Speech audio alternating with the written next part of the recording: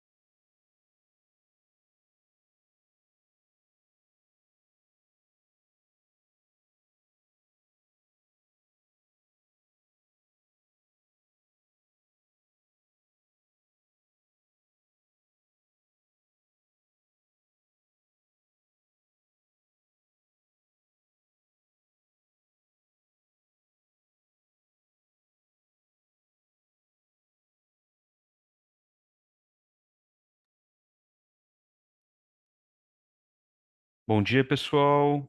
Bem-vindos. Vamos iniciar em 1 minuto, tá bom? Estamos aguardando só mais algumas pessoas entrarem. Já vamos iniciar. Bem-vindos.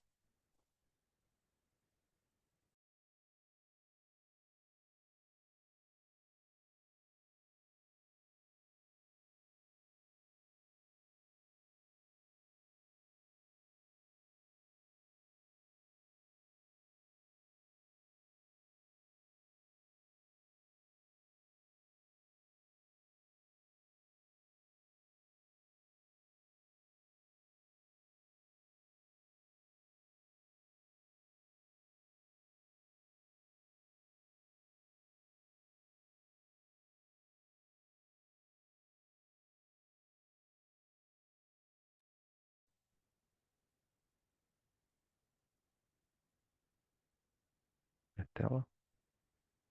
Pessoal, muito bom dia. Sejam muito bem-vindos a esse nosso webinar da Intertalks. É uma grande satisfação poder ter vocês aqui. Estamos com mais de 400 participantes. Isso é muito, muito bacana, online com a gente e mais gente entrando ainda. Então, é uma grande satisfação recebê-los e poder compartilhar um pouquinho, do conhecimento referente a esse tema e crescermos juntos, né? Porque é um tema novo, recém-atualizado, que a gente precisa se inteirar e desbravar juntos aí todos os detalhes dessas mudanças. Então vamos lá. Vocês fiquem muito à vontade.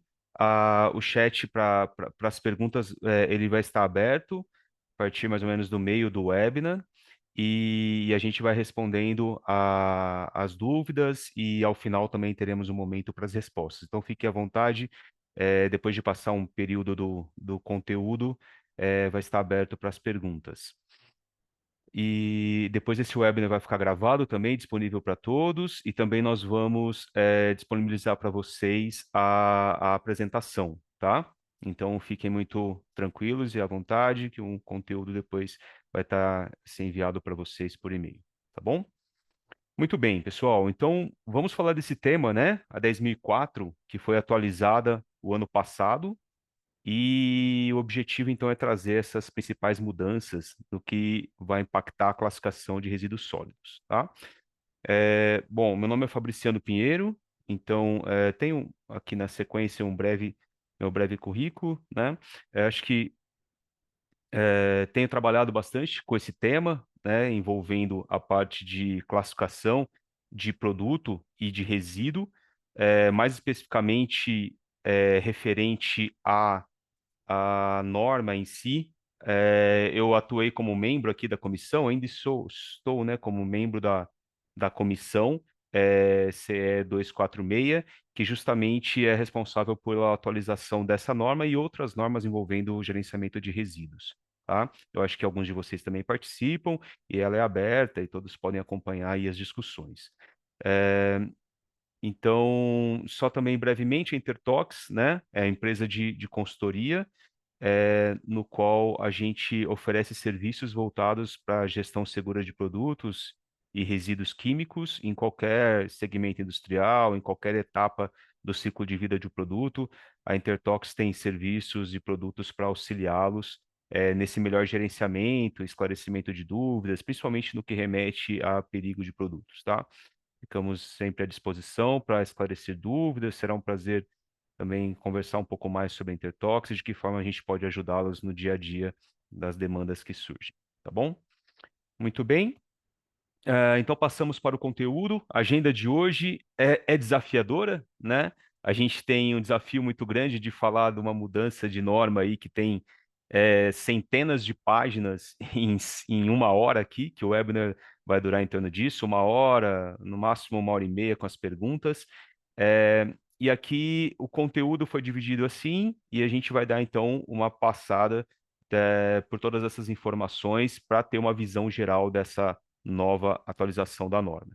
Então, inicialmente, a justificativa da revisão, depois vamos falar do prazo para entrada em vigor, aí as principais alterações comparadas com a anterior, né, de 2004, é, a divisão, né, de classe 1 e classe 2, que tem uma alteração também aqui, o processo de classificação em 4 passos, vamos passar os 4 passos e dar alguns detalhes e alguns exemplos também, e a informação do laudo de classificação de resíduo, que é também um, um documento agora que vai ser certamente muito utilizado e requerido aí, utilizado pelas empresas, requerido pelos gestores, órgãos ambientais.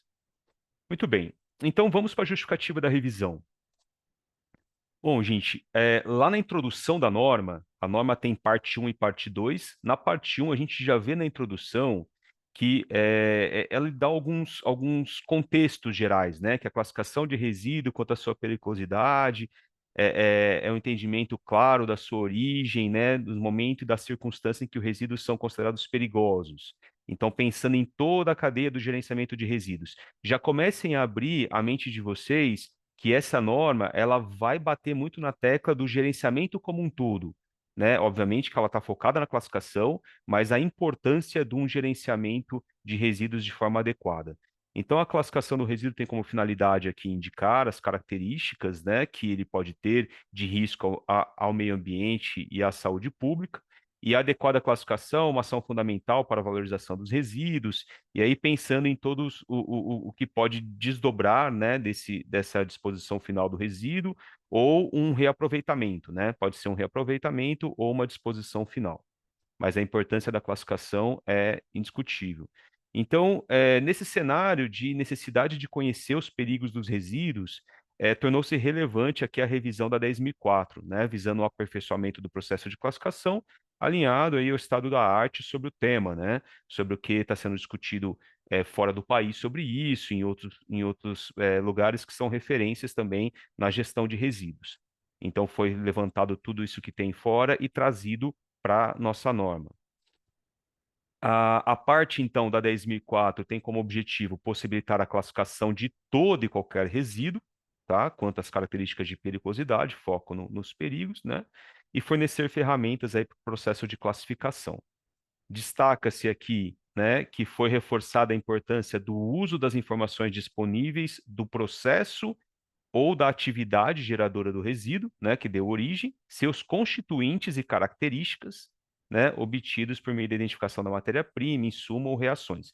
Então percebam que a gente já está direcionando aqui para conhecer muito bem o processo ou atividade de origem, os constituintes e características, tá? Então, sem essas informações, vocês vão perceber que não vai ser possível fazer a classificação. Na verdade, já não era possível, né?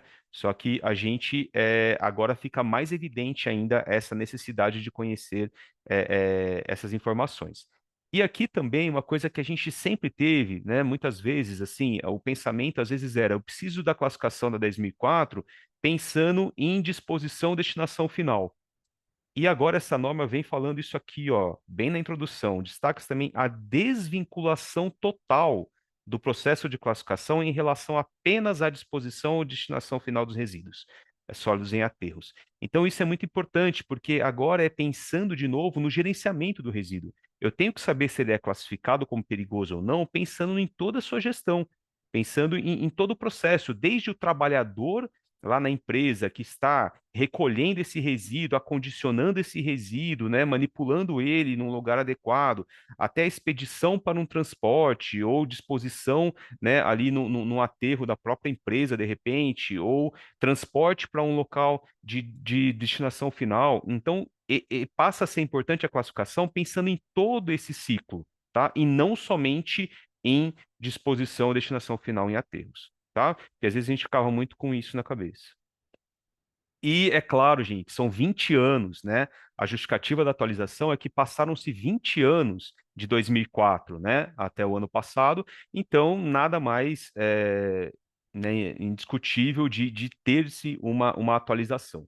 E aí eu já esclareço também que a gente tinha na 10.004 de 2004 muito a base dela era basicamente alguma norma da EPA norte-americana, da USEPA, tá? Então nós praticamente seguíamos o que era descrito nessa norma. E com essa atualização, nós passamos a abrir um pouco mais a avaliação do que tem no mundo e principalmente se basear numa resolução europeia, que é mais atual e mais adequada em termos de definir qual que é o real perigo desse resíduo. Tá? E além disso, nós também já fizemos um vínculo, né, com a lista do IBAMA, né? Então deixando tudo muito linkado, né? A ideia foi essa, tá? Então, muito bem. Então, vem sempre a pergunta: qual que é o prazo, né, de entrada em vigor? Então, na verdade, aqui a ABNT coloca uma informação nesse sentido, né, de considerando a necessidade do atendimento dos requisitos, ciente aqui que as práticas dos processos, a classificação, necessita de um período de transição, tá vendo, para essas adequações. A ABNT colocou na norma, né, essa informação, né, que foi possível colocar em termos de prazo. Então, ó, desta maneira, a fim de permitir que as partes interessadas consigam adequar o atendimento, recomenda-se a adoção de um período de transição para adequação de todos os envolvidos com vigência até 31/12 de 2026, ou seja, até o final do ano que vem, seria o período de transição.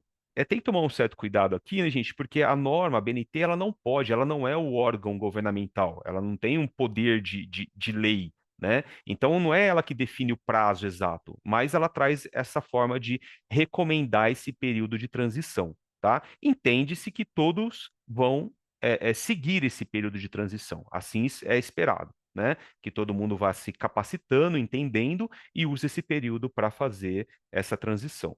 Mas aqui embaixo, ó, isso não significa, entretanto, impedimento da adequação e atendimento da nova versão, né, na sua íntegra por quaisquer partes. Então, qualquer momento ela já pode ser utilizada, né, ser feito aí a nova classificação e passar a atender nos novos critérios, tá? E ao mesmo tempo também algum órgão, de repente, pode até já cobrá-la, porque ela está publicada, né? Ela está já disponível as informações.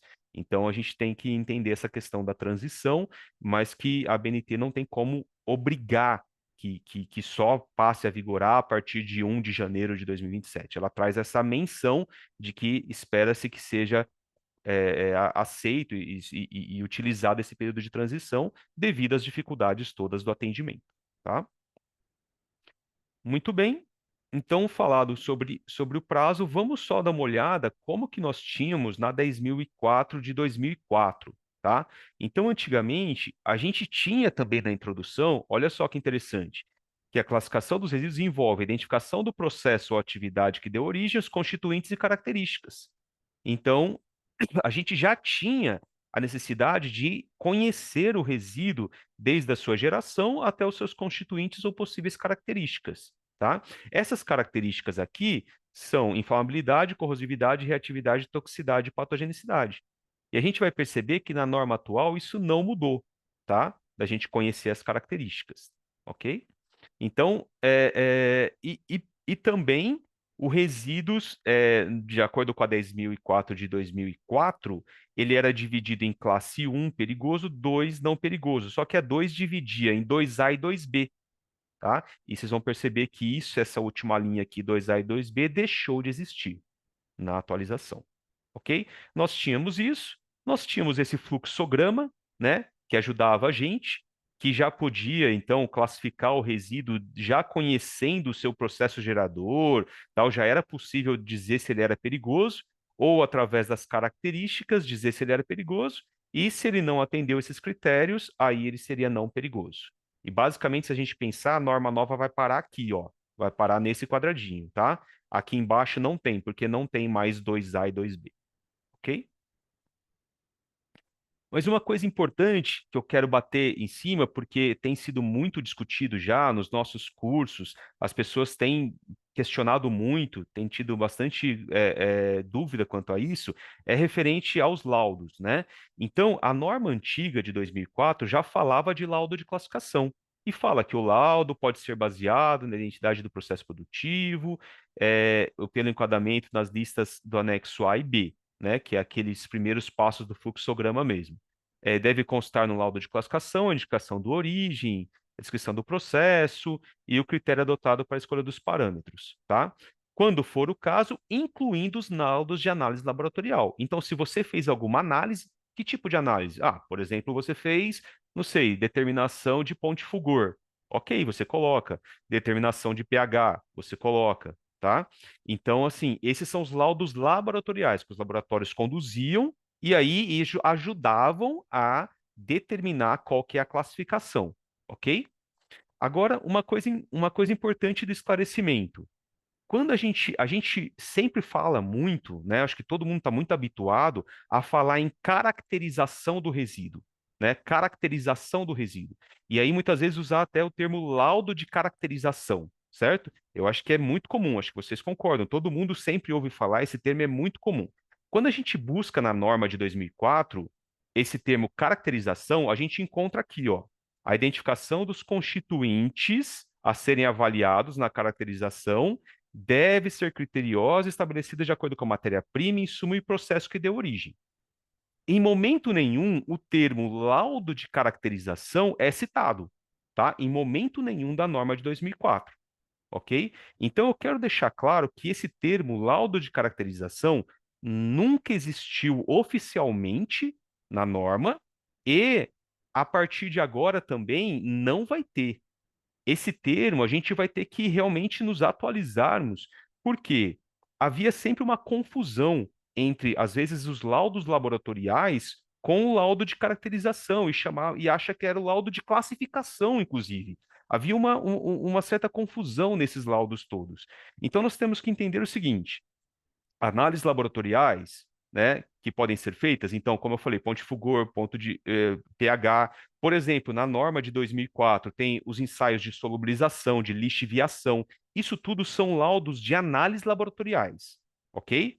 Ok, fez esses laudos. Esses laudos podem embasar a minha classificação? Podem. E aí eu posso, a partir de então, ter um laudo de classificação. E aí esse laudo de classificação simplesmente vai falar, é classificado ou não é classificado. Ele pode usar como referência os laudos de análise, tá? Agora, o termo laudo de caracterização é um termo que a gente usou no mercado durante todo esse tempo, mas, de novo, é um termo que não existe oficialmente. E eu entendo que ele vai passar de deixar de ser comentado, utilizado, porque, de novo, na atualização não tem esse termo, ok? Muito bem, então isso é muito importante. Ok, então passamos para 2024. Vamos ver o que mudou então, o que veio em 2024. Então, primeiro que a norma está dividida em duas partes, parte um e parte 2. Então, elas se complementam, praticamente não dá para fazer sem as duas partes. A parte um é mais enxuta, né? A parte um tem lá as suas dezenas de páginas, enquanto a parte 2 é extensa. Ela tem centenas de páginas, tá? Por que isso, gente? Porque a parte 2 ela traz a lista do IBAMA, ela traz a lista geral de resíduos que foi criada com seus códigos, ela traz a lista das substâncias reconhecidamente tóxicas, então tem muitas tabelas, listas, né, que trazem na parte 2. Por isso que ela ficou tão extensa, tá bom? Muito bem, vamos para o escopo, né, já no começo da norma. Então, o escopo, ele começa dizendo o que não que esses critérios, né, do processo de classificação se aplica a todos os tipos de resíduos, então se aplica a qualquer tipo de resíduo, exceto o quê?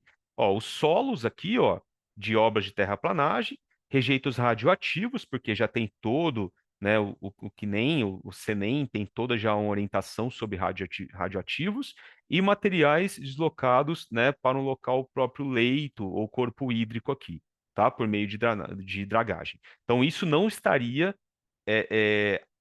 dentro do escopo aqui de avaliação dessa classificação, dessa nova versão da norma, ok?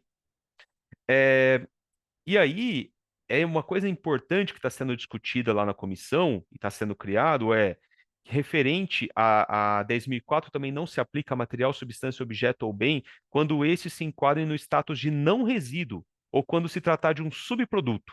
E aí tem uma definição de subproduto na 17.100. E está sendo criada, né, uma nova norma sobre subproduto, tá? Para deixar mais claro, então, isso. Porque muitas vezes não é um resíduo, é um subproduto. E a linha de raciocínio é que subproduto não vai ser resíduo, vai ser um produto, tá? Mas isso está sendo discutido lá na comissão e nós teremos uma norma de referência sobre isso, tá bom?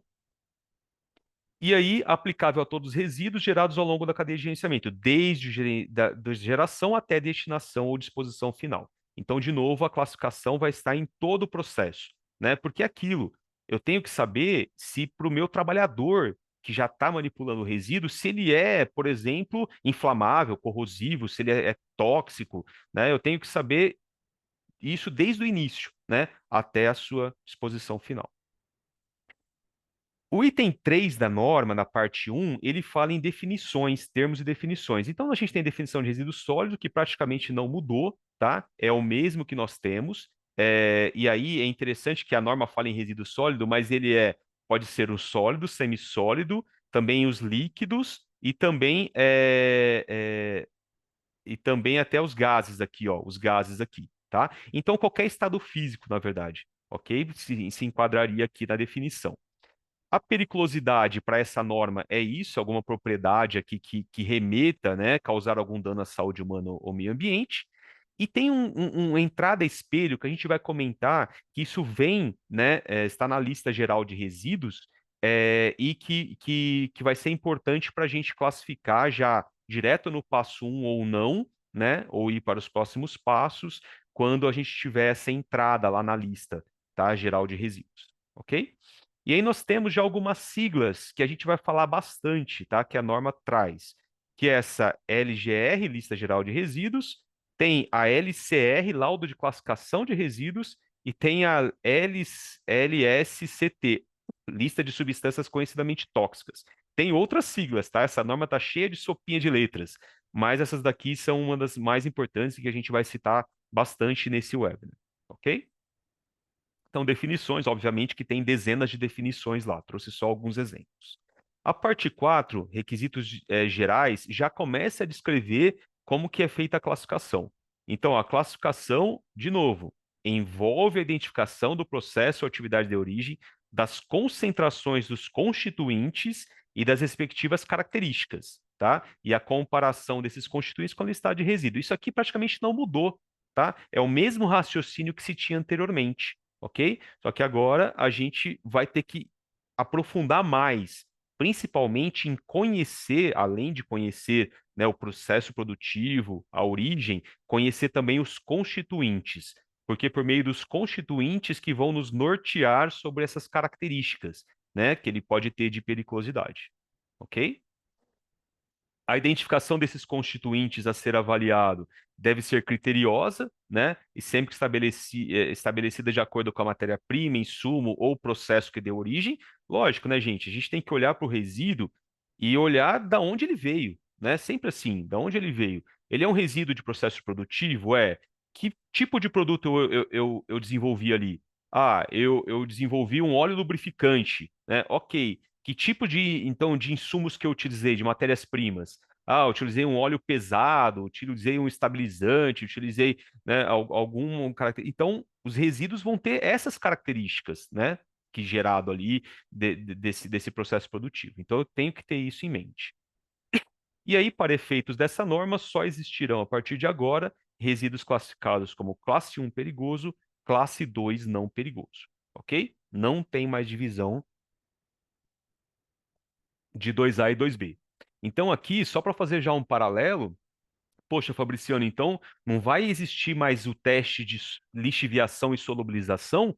Não. Essa norma, vocês vão perceber, não tem citação desses dois testes. Por quê? Na verdade, solubilização que era o que definia 2A ou 2B, né? Mas não tem mais essa definição, então sai esse teste. E lixiviação também sai, porque, de novo, é pensando num resíduo como um todo. E a lixiviação era muito usado quando era destino para aterro, né? Pensando na possibilidade de lixiviação e carreamento desses poluentes, né? Dos resíduos perigosos ali. Então, vocês vão perceber que esses dois ensaios não estão mais previstos, eles deixaram de existir. Então já vão dimensionando que não vai existir mais aquele laudo normalmente que os laboratórios estavam acostumados a fazer, que incluíam normalmente testes de lixiviação e solubilização, dentre os parâmetros analisados, né? Ok. E quais são as características que conferem periculosidade? Isso vem desde o IBAMA, né, da lei e tal, que pode conferir alguma periculosidade. São os cinco que a gente já trabalhava, tá? Não mudou. Continuam os cinco. E aí a toxicidade, só que a gente aqui detalhou um pouquinho mais, porque ela inclui todo e qualquer efeito tóxico aqui, estão aqui listados as várias possibilidades. Essas daqui, basicamente, pessoal, são as características, as classes de perigo do GHS, tá? Da norma 14725, ok? Muito bem. Aí a norma fala ainda no item 4, ausência de informação. Imagina que se tiver uma ausência ou incompletude de informação que viabilize a classificação. E que cenário pode ser? Por exemplo, o resíduo é de origem desconhecida, não tem ideia. Difícil casos assim, mas pode acontecer. Não tem ideia da origem. O resíduo de composição ou substância desconhecida, não tem ideia da composição, tá? O resíduo não enquadrado no passo um, né? Eu não consegui de forma alguma enquadrar. E aí, impossibilidade ou inviabilidade de indicar a toxicidade, né? Então, essas possibilidades, o que a norma direciona? Nessas situações, quando as informações recolhidas aqui sobre o resíduo não permitirem chegar a uma conclusão, deve-se classificar preliminarmente, desculpa, o resíduo como perigoso. É isso mesmo, até que se obtenha informações necessárias. Então, pessoal, tô com dificuldade, né? Tem uma dificuldade ali, ok, por exemplo, é de origem desconhecida, ok, classifica como perigoso. Até você fazer algum teste, algum ensaio, identificar o que tem ali para conseguir enquadrá-lo corretamente. Ah, Fabriciano, e se eu, principalmente, né, todo mundo fala, pô, e quando eu tenho um monte de resíduo junto, né? Eu juntei um monte de coisa numa bombona e eu não sei a composição, porque tem tanta coisa ali, a norma está direcionando, você vai ter que classificar como perigoso, ok? Só que isso, pessoal, é para ser uma coisa preliminar, porque o correto é você saber qual que é a característica de perigo dali, tá bom? Então, para você ter correta gestão, né? Porque você falar simplesmente que é perigoso, vocês concordam que o gerenciamento de um resíduo inflamável é totalmente diferente de um gerenciamento de um resíduo ecotóxico? Concordam? É bem diferente, tá? Porque as condições de armazenagem, o transporte, a disposição final, destinação, tudo isso vai ser muito distinto, né? Eu vou ter que ter características, condicionamento, tudo bem distinto, a própria embalagem que eu vou colocar e tudo mais em função de um inflamável ou de um ecotóxico, ok? Então, não tem como a gente fugir disso. E aí, de novo, volta ao que eu comentei já no início, e vou bater muito nessa tecla. E essa norma fala muito isso, a importância de você fazer um gerenciamento adequado. E esse gerenciamento adequado parte desde o primeiro momento de você de você colocar o resíduo numa bombona, numa embalagem. Que você vai pôr ali? Você vai juntar tudo numa só? A partir do momento que você começa a juntar tudo numa só, você começa a ter dificuldades, porque ali vai poder ter tudo que você juntou, né? E aí você começa a não conhecer corretamente aquele resíduo, vai ficar difícil de você gerenciar, de determinar a classificação e de fazer todos os procedimentos obrigatórios, ok? Então, a segregação adequada de resíduos vai ser fundamental a gente cada vez mais praticar. Muitos já praticam, já fazem corretamente, já sabem, mas muitos ainda não. Então, a gente vai ter que bater muito em cima disso para conseguir atender todas as exigências. Ok? E aí o processo de classificação é dividido em 4 passos. Agora a gente passa a ter esses 4 passos, tá? Que eu vou detalhar ele aqui na sequência, tá bom? Aqui estão listados os 4 passos e aí a gente vai falar sobre cada um logo aqui na sequência, ok? Então, aqui já vem uma orientação inicial, né? Ó, o passo um, quando o resíduo é enquadrado em entrada única, pode ser diretamente classificado como perigoso ou não perigoso. Então, no passo um, você já pode definir, se você quiser, tá? Você já vai definir isso se for entrada única. Se ele for do passo 2, aí você vai ter que avaliar os POPs. E se ele tiver acima dos limites do anexo 6, que estão listados lá algumas dezenas de POP, você deve, aqui é deve, não é pode. Em cima era pode, aqui é deve classificar como perigoso. No passo 3, se ele tiver alguma propriedade inflamável, reativo, corrosivo ou patogênico, a gente passou a usar o termo infectante também, para ter similaridade com o transporte, tá? A subclasse 6.2 de infectante, e que é a mesma coisa, né? É aquele material infectante, normalmente resíduo hospitalar, de ambulatório, coisas assim, tá bom? Então, deve, se ele tiver essa propriedade, ser classificado como perigoso. Ou se tiver uma propriedade tóxica, do passo 4, também deve ser classificado como perigoso. Então percebam, né? Passo 2, 3 e 4 deve se atender a algum critério, e o passo um ele pode, se ele for entrada única, já ser direcionado também, tá? Só que ele fala que resíduos não classificados como perigosos nas avaliações do passo 2 a 4 devem ser classificados como não perigosos. Então, se você avaliou do passo 2, 3 e 4, você já pode também dizer que é não perigoso, ok? Agora uma informação importante, ó. Os passos 2, 3 e 4 do processo de classificação são independentes entre si. Dessa forma, caso o resíduo seja classificado como perigoso, o fluxograma descrito na figura 1 pode ser interrompido. É aquilo, eu achei POP no passo 2, posso parar por ali e já definir que ele é perigoso, ok? Agora não, se não é passo 2, eu vou ter que avaliar o 3, se não é 3, eu vou para o 4, ok? Aí ele fala que convém que sejam verificadas todas as características. Não é uma obrigação, mas convém, né? Esse termo que a BNT colocou, que é aquilo que eu comentei com vocês. Às vezes ele tem POP, mas também ele é inflamável. Ele tem POP, mas também ele é às vezes carcinogênico, também o POP ele é carcinogênico também, né? Então depende da característica, mas talvez seja importante você conhecer, né? Seria mais adequado com o gerenciamento, ok? Mas é assim que está descrito. Muito bem. E aqui está a figura um, o macro processo de classificação. Gente, é uma figura com bastante detalhe, né? E até ficou até difícil caber aqui no slide, tá? Mas esse é o macro processo todo. Então, ó, o passo um aqui em cima é o que nós vamos começar a ver, tá? Vamos ver esse passo um e como ele se dá. Então, vamos lá. Passo um. Todo resíduo deve ser enquadrado em um dos resíduos listados na LGR. Gente, isso aqui é obrigatório. Deve, todo. Então não vai ter como fugir do passo um. Passo um, todo mundo tem que fazer, ok? E tem que achar um código, ó. E aí deve se atribuir ao resíduo um código de 8 dígitos, tá? Aqui excetuando-se aqui algumas etapas que tem algumas essas pequenas exceções aqui.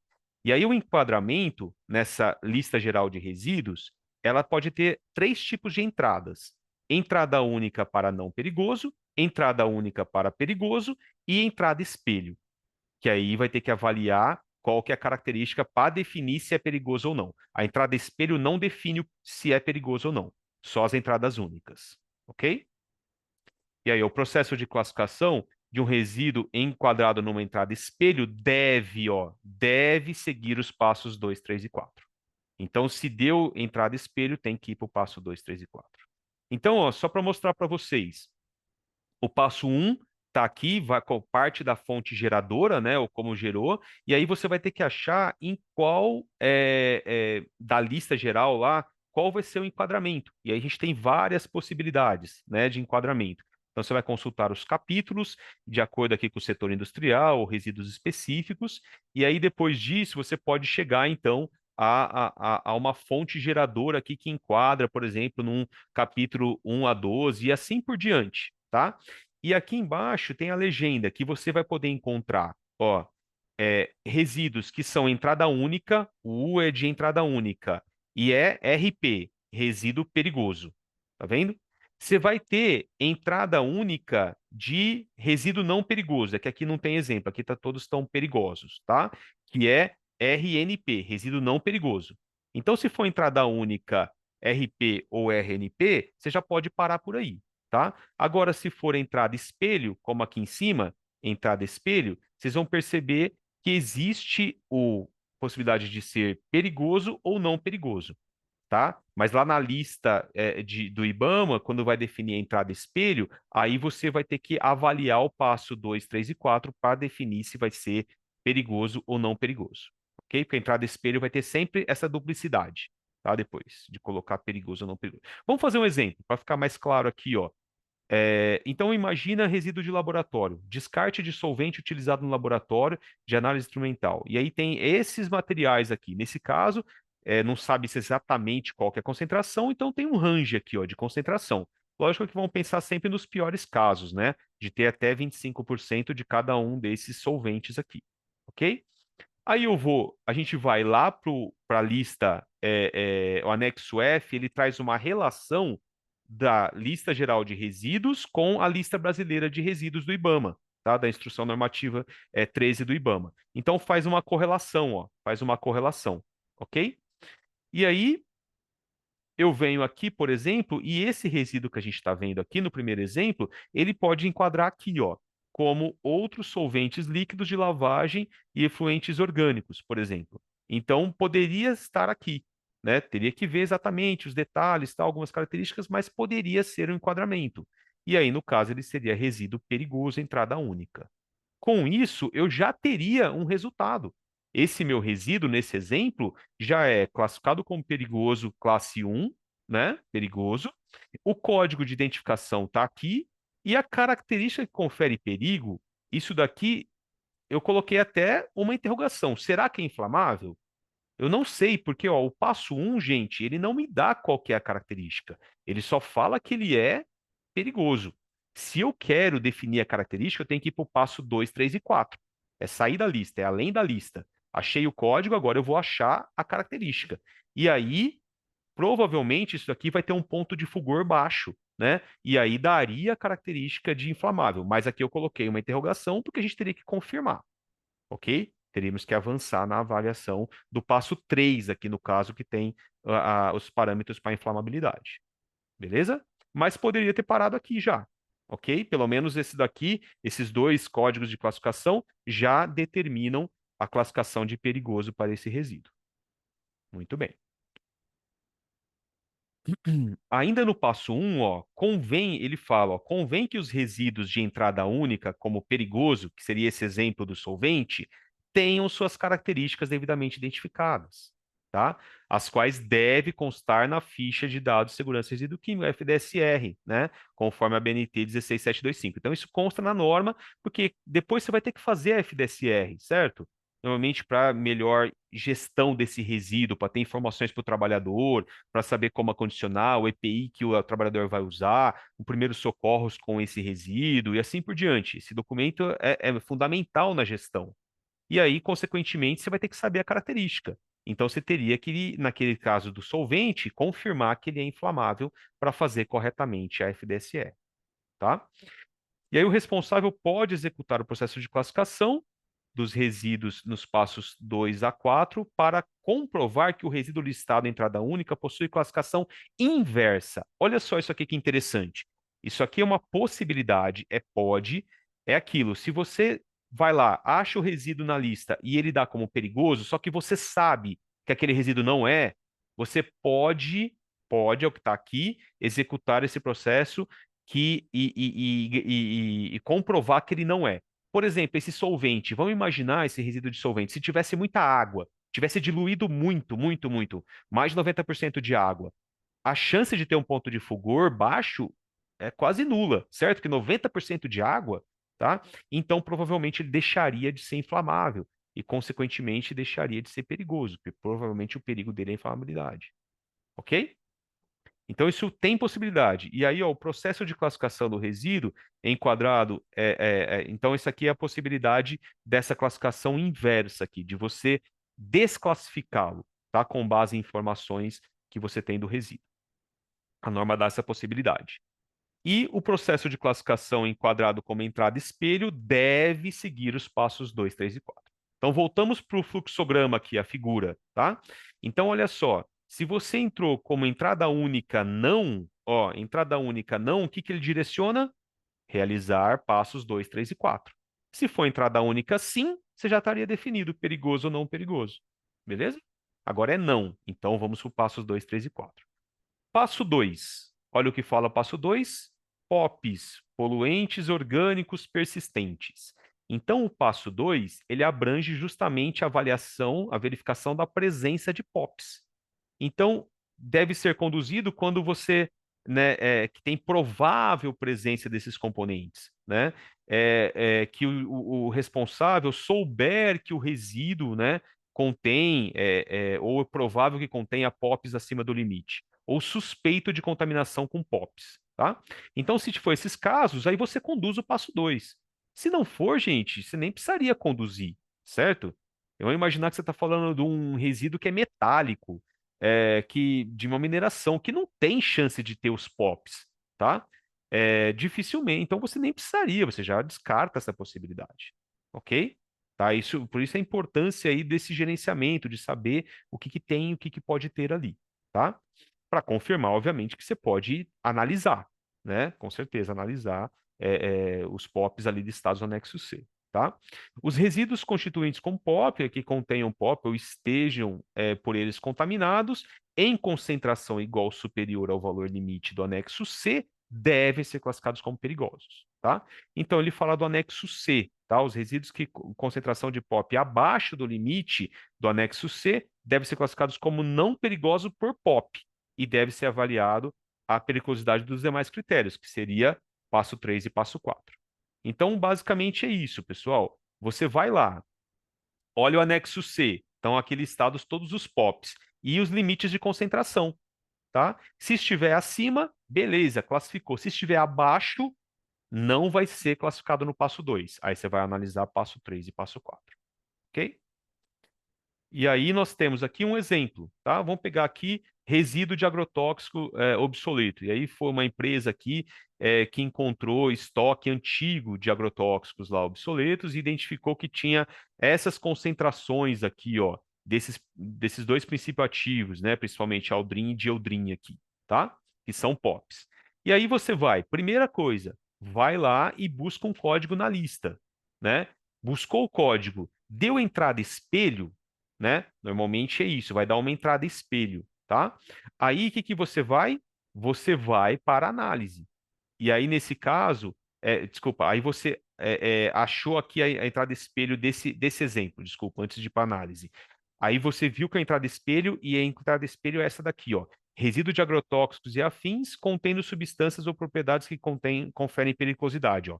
Entrada espelho, resíduo perigoso, tá? Aí no caso, você tem que validar, né, qual que é essa característica.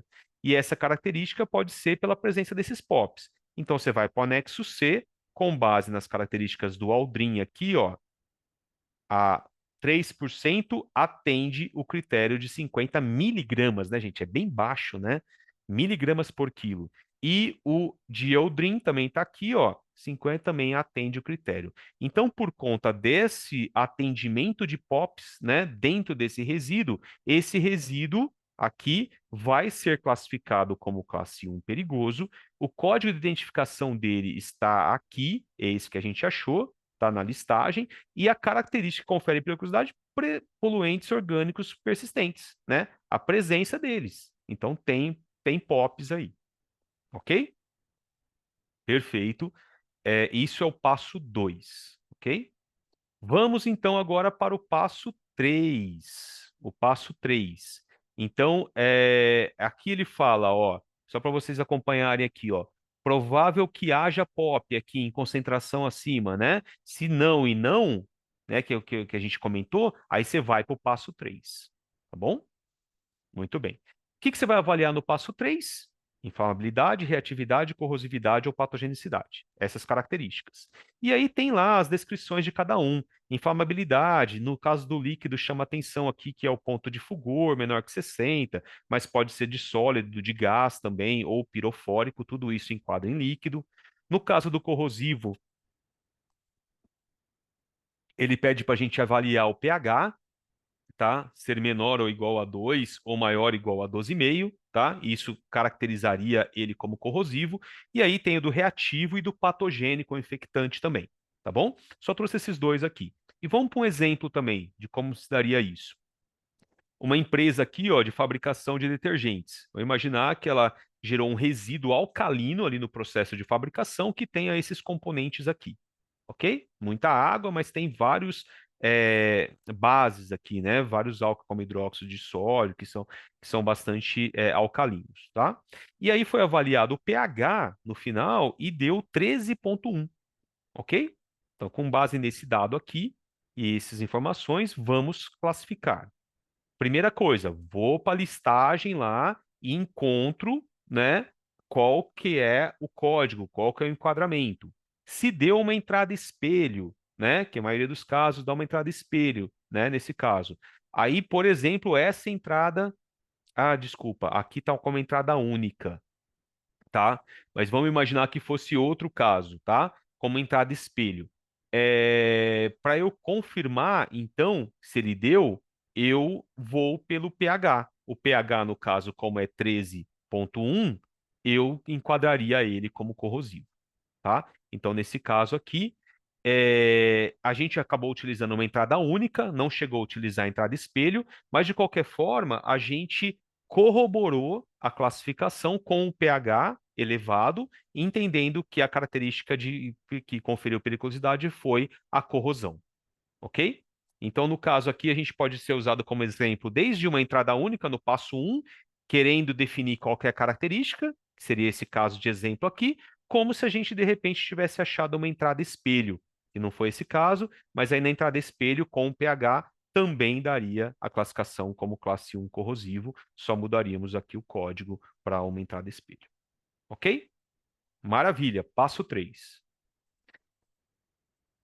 Agora ó, se no passo 3 eu teria que avaliar as 4 propriedades, tá, gente? Para 4 propriedades. Se deu sim, ó, direciona para perigoso. Se deu não, aqui, ó, para as 4, hein? Aí eu vou para o passo 4. Que percebam que é o mais complexo, né? Ó, ele é praticamente metade dessa figura. Então, o passo 4, que é o passo relacionado à toxicidade, ok? O que fala nesse passo 4? Resíduo deve ser classificado como tóxico quando apresentar um potencial aqui, ó, de provocar um efeito adverso a um sistema biológico, né? Porque aí pode ser tanto tóxico para a saúde humana, quanto tóxico para o meio ambiente, que seria o ecotóxico. A gente coloca tudo dentro de tóxico, tá? É o que ele fala aqui, ó, tanto para a saúde humana, quanto ser ecotóxico, tá?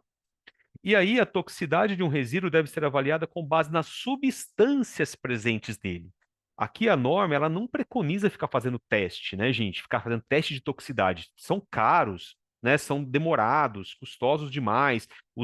Muitas vezes ainda usam animais, né? Você pega testes, né? Carcinogenicidade, toxicidade de reprodução, são muito custosos, né? Muito demorados. Não faz sentido. A gente não faz nem para produto, que dirá para resíduo. Então, se eu não tenho teste, o que eu faço? Vou usar substâncias e vendo se elas são tóxicas ou não, aplicando os limites e regras estabelecidas aqui no anexo B da parte 2, tá? E aí, sempre que uma substância possuir um identificador, deve ser utilizado. No caso do identificador, normalmente o CAS, né? O número CAS é o que a gente mais usa. Isso facilita demais para ter certeza que é aquela substância que a gente está falando, ok? Muito bem. Então, aqui já é um detalhamento do passo 4. O passo 4 está definido aqui em 4.1, 4.2 e 4.3, tá? Tudo isso dentro do passo 4. Primeira coisa, vai avaliar se a composição está dentro aqui da LSCT, tá? Que seria a lista de substâncias conhecidamente tóxicas. Então, nós temos a tabela B1, a lista de mais de 4.000, quase 5.000 substâncias. Essa lista foi tirada da ECA, das listas das substâncias que são harmonizadas, classificadas, já tem uma classificação harmonizada na ECA e que são perigosas, né? E aqui estão quais são as classes de perigo e os códigos que quem está familiarizado com o GHS sabe que são os códigos das frases Hs, tá? As frases de perigo do GHS, né? Que tem lá na 14725. Tá? Então, essa lista aqui, ela é dinâmica, tá, gente? A ideia da BNT é sempre atualizar essa lista com base nas substâncias harmonizadas pela agência europeia, que é a principal fonte hoje, né, gente, de divulgada de classificação de substâncias com relação aos seus perigos, né? Que usando o GHS como referência, que é o sistema mais completo, que o mundo todo está utilizando para classificar produtos e, consequentemente, substâncias que estejam em resíduo, no nosso caso aqui, tá? E aqui nós temos, a depender então da frase H que a substância tem, né? Que aqui é a classe que ela está, ela vai, se ela estiver acima desse limite, para cada um, perceba que para cada perigo tem um limite, consequentemente, isso vai ser suficiente para enquadrar já aquele resíduo como perigoso, tá?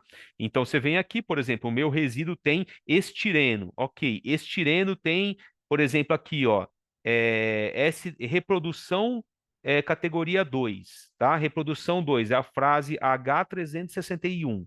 Então eu venho aqui na H361, aqui, ó, e se ele tiver acima de 3%, o estireno no meu resíduo já é tóxico. E eu avalio isso para cada perigo, tá? Ok? Então, essa é o primeiro passo, tá?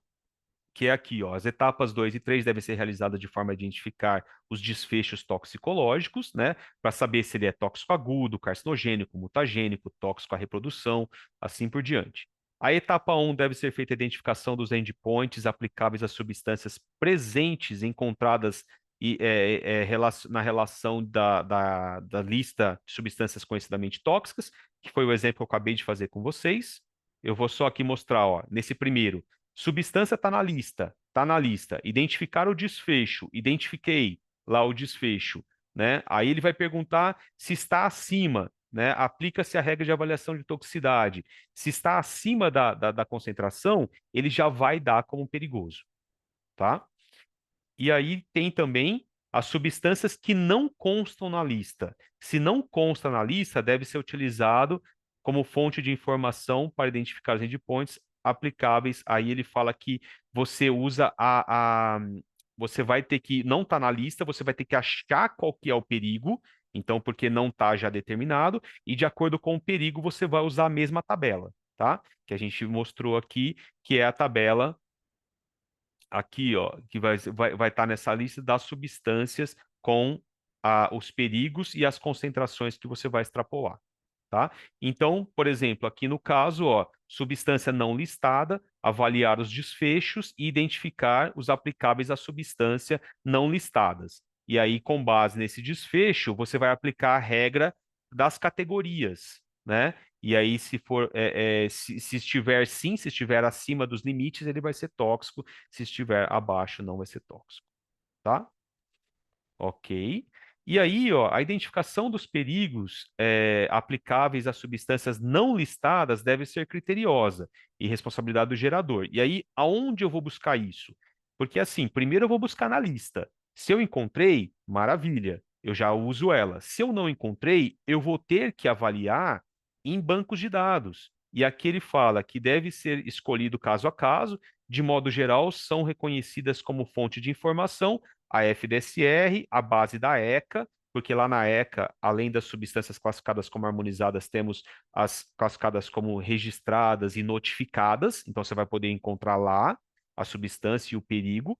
No PubChem, que é outra base de dados muito conhecida e usada, que tem informações de toxicidade, e também no NIT, que também traz uma classificação GHS lá pelo Japão, tá? Então aqui são algumas fontes que já são reconhecidas, você pode usar outras também.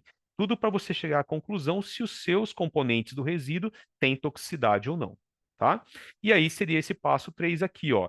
Regras para avaliação de resíduos das substâncias e resíduos. E aqui, listados ou não listados, tá? E se for não listados, ó, outras fontes de informação você pode buscar, tá? Tudo isso para concluir se vai atender a regra ou não vai atender a regra. Então, na etapa 3, as concentrações do conjunto de substâncias aqui listadas ou não devem ser comparadas com o valor de referência, que é aquilo que eu estava mostrando para vocês. Reprodução acima de 3%. Atendeu o parâmetro, atendeu, é tóxico. Não atendeu, não é tóxico, tá? E o resíduo deve ser classificado como tóxico quando apresentar uma ou mais características de toxicidade, a partir da regra de avaliação de toxicidade da substância listada ou não listada, tá? Então é isso que a gente estava falando aqui de exemplo. A avaliação da toxicidade consiste na comparação direta da concentração, aquilo que eu estava comentando, de uma determinada substância ou conjunto de substâncias de um resíduo com o valor limite da concentração da respectiva classe, tá? Se for igual ou superior, aí ele classifica como perigoso, tá? E aí, essa comparação de concentrações é realizada em todas as classes, tem que participar classe por classe, porque às vezes o reprodução não dá, mas vai dar o ecotóxico, por exemplo. Então você tem que olhar cada um que aquela substância é perigosa.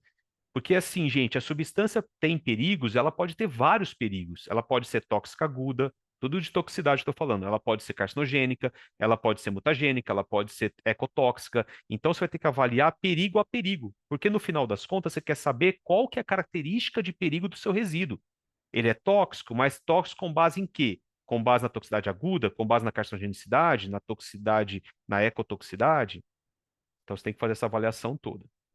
E aí, a classificação de um componente em classe ou categoria desse anexo baseia-se nos critérios estabelecidos pela 14725. É, de novo, o GHS, a base, para a gente entender que tipo de toxicidade pode ter esse componente.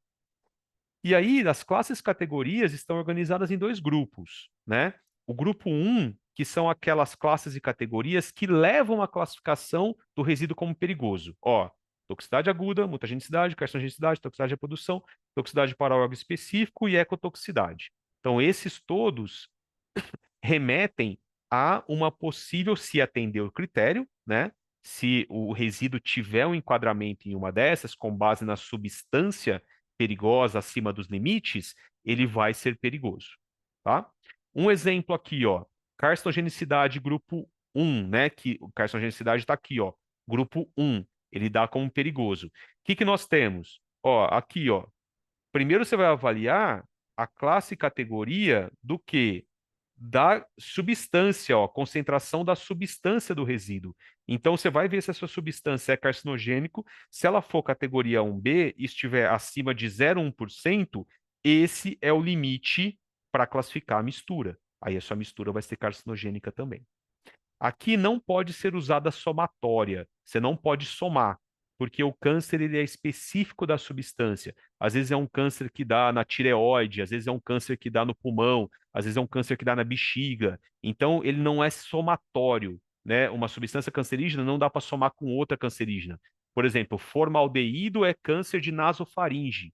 Com etanol, por exemplo, em grande consumo, que é um câncer hepático. Eles não se somam os cânceres, então você não pode somar as concentrações das substâncias, tá? Você avalia individualmente. Se ultrapassar, classifica a mistura. A mesma coisa aqui, ó, por exemplo, o ecotoxicidade. Ecotoxicidade, primeira coisa, tem substâncias que têm esses perigos? É camada de ozônio, é ambiente aquático agudo 1, crônico 1 a 4. Se tem essas frases Hs, e aí você vai ver se está acima dessas concentrações, você vai classificar também a sua mistura, o seu resíduo, que é uma mistura, né, que tem esse componente lá, como ecotóxico grupo 1 dentro da característica toxicidade, tá? É perigoso, ok? E tem o grupo 2, que é classe e categoria daqui dentro da toxicidade, mas que não levam à classificação do resíduo, que é o irritante sensibilizante. O irritante sensibilizante não leva à classificação. Então, ó, resíduos contendo apenas as categorias de perigo do grupo 2 não podem ser classificados como perigosos. Então, para essa norma, para 10.004, se um resíduo der classificado como irritante, você não precisa classificá-lo como classe 1, como resíduo perigoso. Ele vai ser como resíduo não perigoso, ok? Porque entende-se que são efeitos, desfechos toxicológicos, né, mais leves, mais brandos. Percebam que o corrosivo, né, que seria um irritante muito agressivo, né, se tornaria até corrosivo, ele já é classe 1, né? Ele já é perigoso, mas o irritante somente não é. É assim que ficou definido, tá? Pela nossa norma. E resíduos que contenham aí classes de categorias de perigo do grupo 1, abrangendo ou não as categorias do grupo 2, devem ser classificados como perigosos, porque ele atendeu o grupo 1, né, que é tóxico agudo, carcinogênico, mutagênico, então ele vai como perigoso. Ok? Então é aqui essa última avaliação. Se tem substâncias lá que atendem os critérios, se atendeu, sim, é perigoso, não, não é perigoso. E aí acaba os passos, acaba o passo 4, tá? De novo, o passo 4 vocês perceberam que é o mais complexo, porque você tem que avaliar vários desfechos toxicológicos. A toxicidade ela não é avaliada com um simples pH, por exemplo, como a gente avalia a corrosividade. A toxicidade, se for carcinogenicidade, tem que ter um ensaio específico. Se for toxicidade aguda, é outro ensaio. Se for tóxico à reprodução, é outro ensaio. E são mais complexos, porque são ensaios normalmente em mamíferos, né? Que você tem relatórios, laudos bem complexos. Então, a gente tem toda uma complexidade envolvida com esse passo. Ok? Muito bem. Com isso, fechamos o raciocínio dos passos. Vamos falar do laudo, o laudo de classificação de resíduos. Então, é uma coisa que tem um destaque maior agora. Passamos a ter um destaque maior no laudo de classificação de resíduos, coisa que na norma de 2004 a gente tinha essa informação, mas não trazia que tipo de informação que tinha que ter nesse laudo, não tinha uma definição tão clara quanto a isso. Então, agora passa a ter, está lá no item 7 da parte 1, e os requisitos ó, o laudo de classificação pode ser baseado exclusivamente nas informações do processo ou atividade que deu origem nos constituintes e características obtidas pela identificação de matéria-prima, insumo e reações do processo do resíduo foi gerado, pelo qual o resíduo foi gerado. Então percebam que eu posso já fazer o laudo com base só nessas informações, tá? Nos constituintes ou no próprio processo produtivo, tá? Já é suficiente. O laudo de classificação deve ser providenciado pelo gerador do resíduo. Então, a empresa que gera o resíduo é que tem que providenciar o laudo. E aí, essa empresa, ela pode designar um laboratório, uma empresa especializada para a elaboração, tá? Com base em análises das amostras ou informações sobre ele. Então, às vezes, você não tem uma análise, mas você sabe a composição já daquele resíduo. Por exemplo, é uma mistura sua que venceu, fora de especificação, como a gente viu o agrotóxico lá no nosso exemplo, né, do POP. Então você já sabe a composição. Com base nisso, você já consegue fazer a classificação, como exemplo que a gente deu. Você nem precisa fazer nenhuma análise, ok? No caso de classificação baseada em análise, se for feita alguma análise, o respectivo laudo deve ser anexado ao laudo de classificação. Perceba bem claramente a diferença, análise laboratorial com laudo de classificação, ok? E aí, eu só queria destacar isso mesmo, ó. Laudo de análise, laudo analítico, laudo de ensaio, relatório de ensaio, tudo isso é um documento que contém resultados de ensaios. Isso aqui está lá na norma, tá? Na definição, fundamentados em metodologias, tá? Então, é isso daqui, ok? Ó, o resultado obtido são utilizados no diagnóstico e na classificação do resíduo, como perigoso ou não perigoso. Então, de novo, a norma fala em laudo de caracterização? Não fala em momento algum, não usa esse termo, tá? Então, de novo, isso aqui não existe, tá? Não, não tem mais isso, como falar. E a gente vai sempre falar em laudo de classificação de resíduo. E esse laudo pode ser baseado em análises laboratoriais, ou não, como a gente já acabou de ver. E aqui está a tabela 1. E aí, aqui fala no item 721, o laudo de classificação do resíduo deve conter as informações listadas na tabela 1. Deve conter. Então, tomem cuidado, pessoal. Tomem o seguinte cuidado, porque aqui estão listadas informações que devem conter. Então, a gente até tem observado alguns laudos já disponíveis no mercado que não têm todas as informações. Então, tem que tomar um certo cuidado quanto a isso, porque a norma está falando, o laudo deve conter todas as informações. Então, eu imagino nesse raciocínio assim, que tem que conter tudo, algumas coisas podem ser não aplicáveis, aí você coloca não aplicável, mas que você deveria listar tudo, você deveria, tá? E deixar essa formatação, né? Porque, na verdade, é uma figura, né, que ele traz que deve ser listadas, né, as informações. Então, a gente entende que o laudo deveria constar todos esses dados aqui, ok? E se não for aplicável algum, você coloca não aplicável. Aqui tem uma diferença entre completo e simplificado. Aí sim você percebe que, por exemplo, o simplificado tem várias informações que não existem, né? Ou são opcionais. Aí, ok, aí você não precisa fazer. Agora, o que é completo, perceba que tem tudo, ó. Tudo sim, sim, sim. Só isso aqui, ó. Só a matéria-prima aqui que deu origem, que é opcional. Mas o restante, sim. Se eu entendo que sim, é que tem que constar, tá? Nesse laudo. Ok? Muito bem. E aí ele fala: quem que é a responsabilidade de fazer o laudo?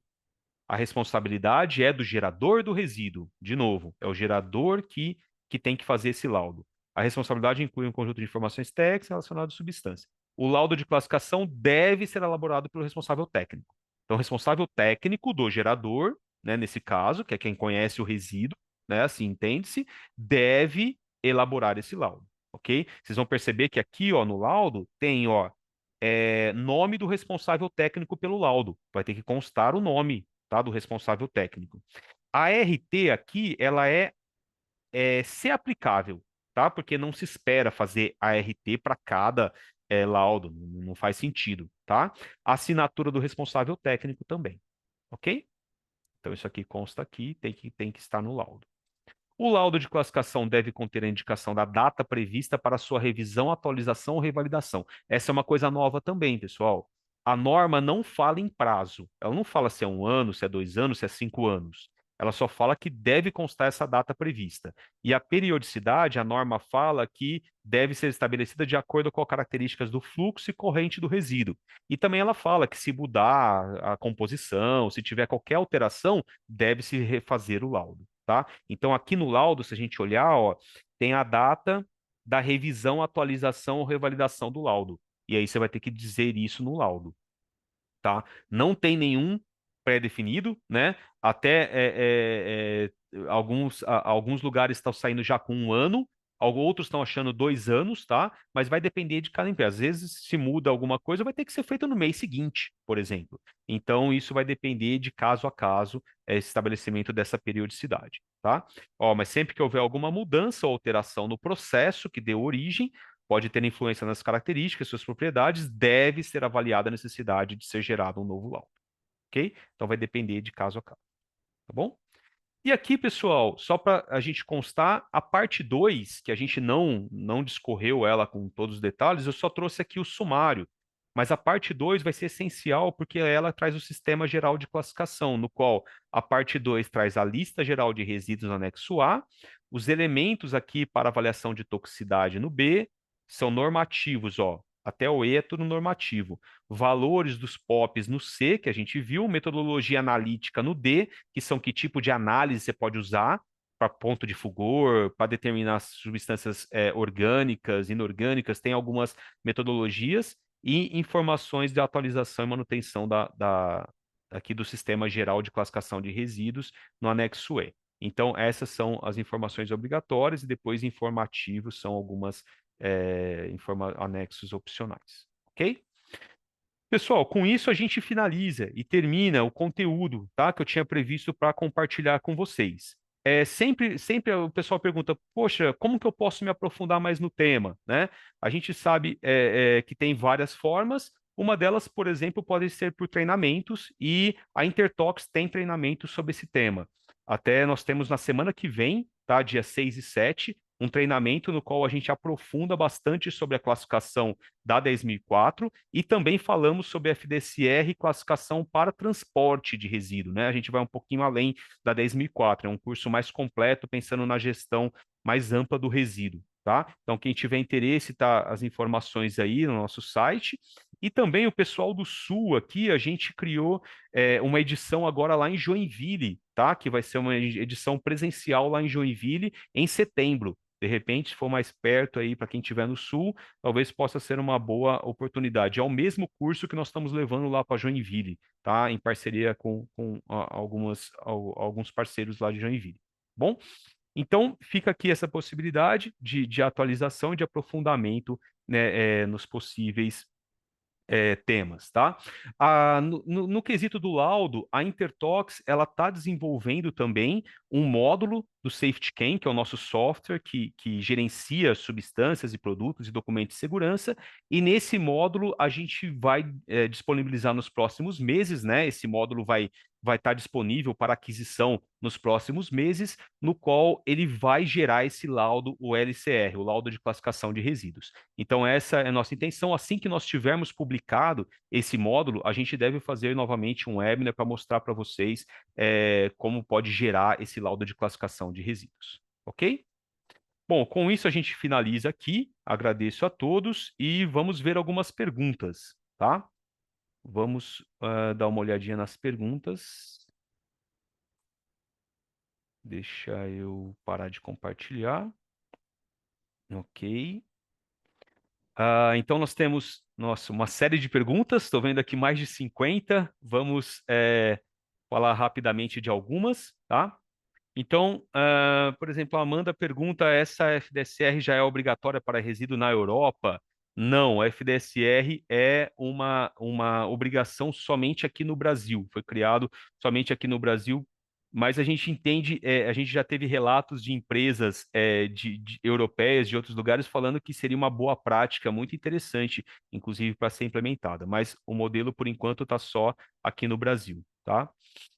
O Fábio pergunta: bom dia, se for suprimida a classificação do resíduo classe 2A, 2B, para os resíduos inertes, haverá uma norma específica para a gestão desse tipo de resíduo? Sim, Fábio, está se discutindo isso e ela vai estar muito direcionada para a questão de disposição em aterro, tá? Porque justamente essa questão de inerte e não inerte estava muito voltado para a classificação do próprio aterro, né? Se o aterro é classificado como classe 2A, 2B, se ele é classe 1. Então, está sendo discutida numa nova norma que vai ser direcionada somente para esses casos, tá bom?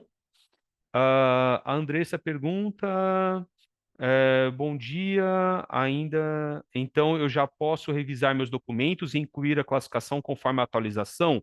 Somente classe 1 ou classe 2? Sim, com certeza, já pode utilizar. Já está disponível, né? Inclusive, até compartilho com vocês um caso, né, num treinamento que nós ministramos, e uma empresa comentou que o órgão de Santa Catarina já exigiu a classificação com base eh, nessa nova versão, tá bom? Então isso já pode ser feito sim, Andressa, tá? Ah, aí vamos seguindo aqui. É, a Bruna gostaria de saber também se devo mencionar o tipo de entrada e periculosidade na seção 2 da FDSR. A seção 2 da FDSR fala sobre os perigos, né, do resíduo. Não há necessidade, tá, Bruna? Não precisa. É, falar esse tipo de código, né, na seção 2, tá? Mas o importante lá é o perigo, né? O importante é o perigo. Se você quiser trazer, ok, para ficar mais claro, mais vinculada, né? Mas não há necessidade, não. O importante é saber se é classe 1 ou classe 2 e o que você usou a 10.004, tá? Isso é que é importante lá. Ok? Que mais? Bom, tem bastante, eu estou pegando aqui na sequência. É, Tá. Aqui a Priscila pergunta: qual o papel dos laboratórios nesse processo? Como vai ser o laudo de análise? Então, boa pergunta, Priscila. A gente ainda, pelo que a gente entendeu da norma, né, os laboratórios vão poder ajudar nas análises quando necessário. Então, por exemplo, aquele exemplo dos solventes orgânicos, né? E aí você poderia, por exemplo, ter um laudo de ponto de fulgor e o laboratório faria esse laudo, por exemplo. Tá? Então, os laboratórios, você vai direcionar para ele, ou a identificação da substância, você quer confirmar qual substância está ali, né? E em qual concentração, você poderia mandar, só que você vai ter que ter um direcionamento, porque se você chegar para o laboratório e falar, ó, laboratório, o que que tem aqui, que substância tem? Eles vão falar, gente, é um absurdo, eu tenho que ter um direcionamento para saber se eu vou analisar metais, coisas orgânicas, inorgânicas, que tipo de constituinte pode ter. Então, o laboratório vai ajudar sim, só que você vai ter que dar um direcionamento para ele, para que tipo de análise ele vai fazer. De repente é dos POPs, porque você sabe que tem POP lá no seu resíduo, então vai ser sempre assim, ok? Ah, que mais? É, deixa eu ver. Ah, por favor, aqui sempre tem a Amanda e mais outras perguntaram a diferença do conceito de entrada única e entrada espelho. Então, gente, isso já vem da própria lista do IBAMA, certo? Entrada única é aquilo que a própria lista já define que já é perigoso ou não perigoso. A própria lista já traz. Então, seria o passo um, onde você já sabe se enquadra ou não enquadra. E aí, a entrada espelho aí você não define na entrada espelho se é perigoso ou não perigoso. E aí você vai ter que ir para os passos 2, 3 e 4. Então, basicamente é isso. A entrada única permite classificar somente no passo um, já dizendo se é perigoso ou não, e entrada espelho, você vai ter que obrigatoriamente passar pelos passos 2, 3 e 4 para definir se ele é perigoso ou não e qual característica que ele atende ou não atende. Ok? Basicamente é isso, Amanda. E demais que perguntaram sobre isso. Aqui. O Gustavo pergunta, em comparação à versão de 2004, os métodos de análise laboratoriais para definição de inflamabilidade, corrosividade e reatividade foram mantidos? Sim, foram mantidos. Praticamente a gente não mudou nada, então a gente pegou o que já tinha em 2004 e prevaleceu agora, tá, Gustavo? Então, nesse aspecto também é onde o laboratório os laboratórios vão ajudar a gerar informações para a correta classificação, se você tiver que passar ali pelo passo 3, né? Que mais? Ahn, aqui, a Catarina, a nova versão da 10.004 pode impactar a Convenção da Basileia? O laudo de classificação é obrigatório? Então, Catarine, não vejo como ela vai impactar a Convenção da Basileia, pelo contrário, né? Porque a Convenção é uma coisa mundial, então se vir alguma coisa da Convenção, já pode ser um norteador para dizer o que é resíduo perigoso, tá? E aí você já achar o código correto ali, enquadramento como perigoso, tá? Não o contrário, ok? E a Convenção da Basileia, ela pode, de repente, incluir novos resíduos em algum momento, né? Os POPs lá, por exemplo, de Roterdã estão sempre incluindo novos, isso pode entrar como atualizações na própria 2004 na lista de POPs, por exemplo, tá? Então, mas não o contrário, não a gente impactar a Basileia. E o laudo de classificação é obrigatório? Não está dizendo que ele é obrigatório. Obrigatório é a classificação, tá, Catarina? Isso é uma pergunta muito relevante mesmo. A obrigação é a classificação. Só que normalmente, como que você vai mostrar que você classificou? O laudo é uma comprovação, né? Porque simplesmente você pode escrever em algum documento e né, da sua empresa declarando que ele é perigoso, ok. Mas a gente acredita que todo mundo vai passar a usar o laudo, tá? E ali colocar qual que é o enquadramento e todas as informações. Porque quem vai te exigir um laudo normalmente é o órgão ambiental, alguém que está gerenciando aquele resíduo. E aí você poderia fazer uma declaração, mas a gente acredita que o laudo vai ser de classificação de resíduo o grande instrumento aí hoje que passará a ser utilizado, tá? Mas obrigatório mesmo não é. Isso é importante também, tá? Ah, vamos ver mais aqui.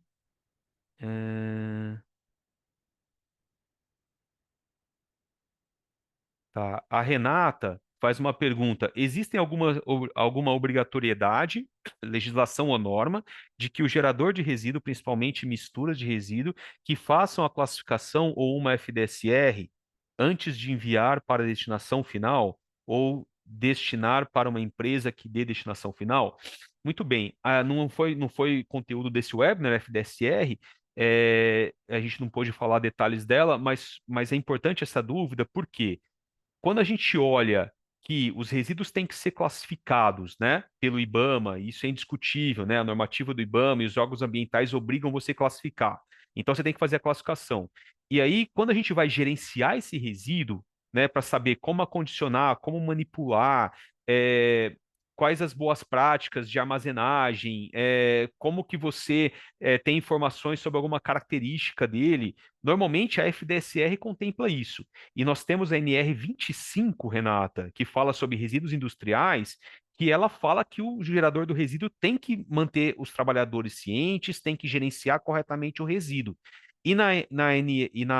Na Convenção 170 da OIT, a Organização Internacional do Trabalho, que o Brasil ratificou pelo decreto 10.088 de 2019, lá fala que durante um trabalhador em contato com resíduo, ele deveria ter acesso à classificação, à rotulagem e à ficha daquele produto, né? Eles falam muito em produto, mas no caso, se o trabalhador está lidando com resíduo, entende-se que também deveria ter uma ficha para o resíduo. Então, se a gente pegar, não está explicitamente, tá, Renata, a obrigatoriedade de fazer FDSR, mas nós encontramos justificativas legais para se ter esse documento. Tá? Onde o trabalhador principalmente vai ter as informações todas para conseguir manipular, condicionar, lidar com aquele resíduo. Da mesma forma como a gente tem a FDS agora, né, para produto. Ok? Espero ter ajudado na resposta. Ah, ok. Seguindo. Vamos ver aqui mais alguma pergunta. Vamos colocar mais duas perguntas para a gente ir finalizando. É, que tem algumas perguntas que são meio repetidas, né? Muita gente falando do laboratório e tal, a gente já comentou. A Paula pergunta: então, se a substância constar na lista de substâncias conhecidamente tóxicas, né, na LSCT, mas a concentração estiver abaixo do limite indicado na tabela, o resíduo não será classificado como tóxico? Isso mesmo, Paula. Se você, por exemplo, vamos imaginar, né, você tem um resíduo carcinogênico, mas ele está a 0,01%, então ele não atinge o limite ali. Então, realmente, você não precisa classificá-lo como tóxico. É isso mesmo, tá? É como se fosse o limite do POP, só que lá no tóxico você vai ter que analisar cada desfecho, né? Cada perigo que a substância tem e olhar os limites para cada perigo. Se tiver abaixo todos, você não precisa enquadrá-lo. Exatamente. Ok. Ah, tá? Aí tem a pergunta do Aime. Bom dia, somos uma distribuidora de produtos químicos perigosos e não perigosos, sem nenhum tipo de manipulação de produto. Vendemos na embalagem original. Então, temos descartes apenas de produtos que vencem na sua embalagem de origem. Nesse caso, podemos utilizar apenas a FDS do item, não precisa a FDSR, correto? Já que não houve a alteração do produto. Perfeito, é isso mesmo. A norma de FDSR permite você usar a FDS do produto para produto vencido ou fora de especificação, sem precisar fazer a FDSE. Tá perfeito, é isso mesmo. A Nara fala se o material será disponibilizado. Sim, a gente vai disponibilizar esse material para vocês, encaminhar por e-mail. Ah, ok. O Nivaldo faz uma pergunta. A classificação de determinado resíduo será revisada somente quando houver alteração no processo onde ele é gerado? Esse é um dos fatores, tá, Nivaldo? E é melhor você olhar depois mais detalhes lá na parte um, quando é necessário a revisão. Mas quando tem alteração do processo, ou de alguma forma que possa impactar a composição, alguma característica dele, tá? De alguma forma você tiver isso, você vai ter que revisar, independente da periodicidade. Você pode ter colocado, de repente, 2 anos para revisão no laudo, só que você alterou esse processo antes, você vai ter que gerar um novo laudo. Ok? Muito bem, pessoal. Bom, eu acho que a gente pode ir finalizando. É, Uma última pergunta aqui. Vamos responder uma última pergunta. Da Magda, para a classificação dos resíduos, quando realizada pela empresa, precisa constar responsável técnico e emissão de RT? Boa, Magda. Olha, não tem necessidade de emissão de ART, tá?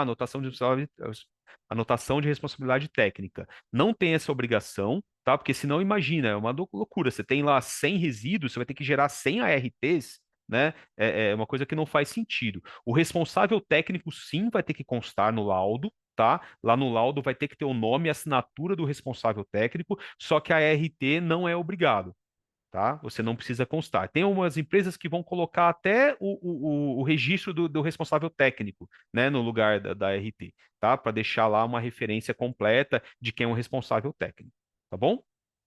Ok, pessoal. Bom, as demais perguntas nós vamos responder por e-mail, tá? E encaminharemos para vocês. A gente pede só um prazo aí de pelo menos até uns 30 dias, porque são muitas perguntas, mas a gente responde para vocês. Ficamos à disposição para qualquer esclarecimento, para qualquer dúvida pontual. Quem tiver mais interesse, então, em aprofundar, a gente viu, temos cursos aí disponíveis.